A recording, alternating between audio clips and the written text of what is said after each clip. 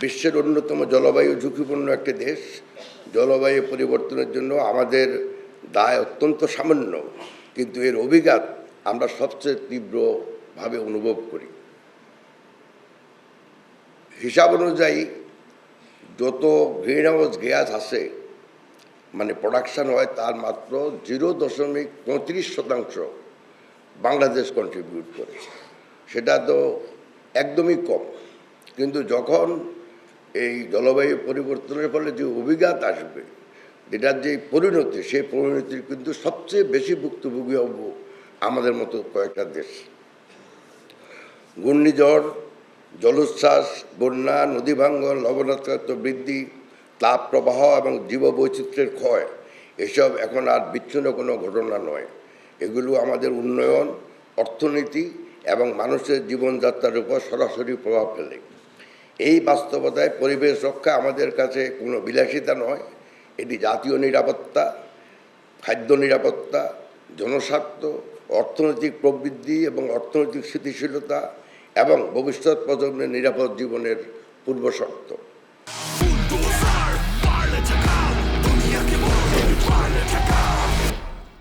এই উপলব্ধি থেকেই সরকার পরিবেশ, বন, জীববৈচিত্র্য এবং জলবায়ু সহনশীল উন্নয়নকে জাতীয় অগ্রগতির পর্যায়ে নিয়ে এসেছে। চলতি অর্থবছরে সরকার 51,746 কোটি টাকা জলবায়ু বাজেট প্রস্তাব করেছে, যা আগের বছরের তুলনায় 26% বেশি। এ বরাদ্দ শুধু একটি আর্থিক সংখ্যা নয়, এটি একটি জাতীয় অঙ্গীকার। এর মাধ্যমে জলবায়ু অভিযোজন, প্রশমন, দুর্যোগ সহনশীল অবকাঠামো, কৃষি, পানি সম্পদ, সামাজিক সুরক্ষা এবং গবেষণাকে আরও শক্তিশালী করা হবে। বার্ষিক উন্নয়ন কর্মসূচিতে ইতিমধ্যেই 522টি জলবায়ু সংশ্লিষ্ট প্রকল্প অন্তর্ভুক্ত রয়েছে। একই সঙ্গে খাদ্য নিরাপত্তা, সামাজিক সুরক্ষা, অবকাঠামো উন্নয়ন এবং স্বল্প কার্বন উন্নয়নকে সর্বোচ্চ অগ্রাধিকার দেওয়া হয়েছে। কারণ আমরা বিশ্বাস করি অর্থনৈতিক উন্নয়ন এবং পরিবেশ সংরক্ষণ একে অপরের প্রতিদ্বন্দ্বী নয়, বরং পরিপূরক। তবে সরকার একা এই লড়াই জিততে পারবে না।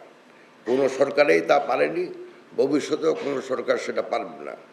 জলবায়ু পরিবর্তনের বিরুদ্ধে লড়াই কেবল একটি মন্ত্রণালয়ের দায়িত্ব নয়, এটি প্রতিটি মন্ত্রণালয়, প্রতিটি স্থানীয় সরকার প্রতিষ্ঠান, প্রতিটি শিক্ষা প্রতিষ্ঠান, প্রতিটি শিল্প প্রতিষ্ঠান এবং প্রতিটি নাগরিকের সম্মিলিত দায়িত্ব। এই কারণেই আমরা ন্যাশনাল গ্রিন মিশন বাস্তবায়নের উদ্যোগ নিয়েছি।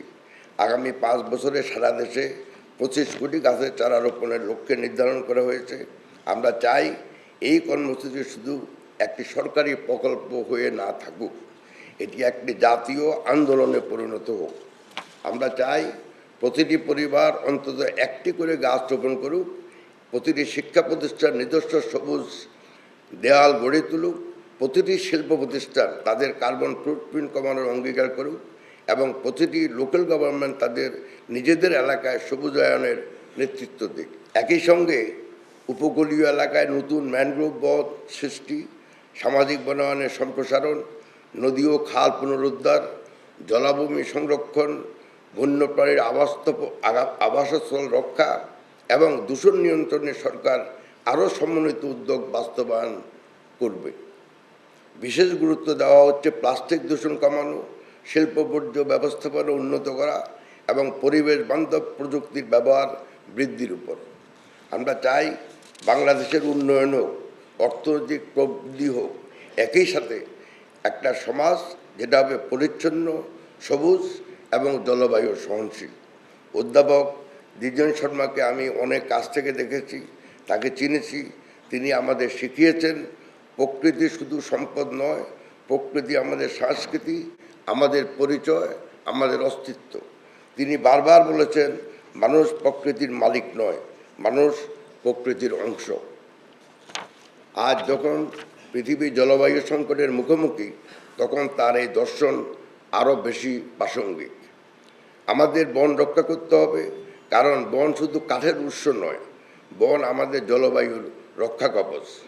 আমাদের নদী রক্ষা করতে হবে, কারণ নদী শুধু পানির উৎস নয়, নদী আমাদের কৃষি, গ্রামীণ জীবন এবং সভ্যতার প্রাণ। আমাদের জীববৈচিত্র্য রক্ষা করতে হবে, কারণ প্রতিটি প্রাণী, প্রতিটি উদ্ভিদ এবং পৃথিবীর ভারসাম্য রক্ষায় অত্যন্ত গুরুত্বপূর্ণ ভূমিকা পালন করে।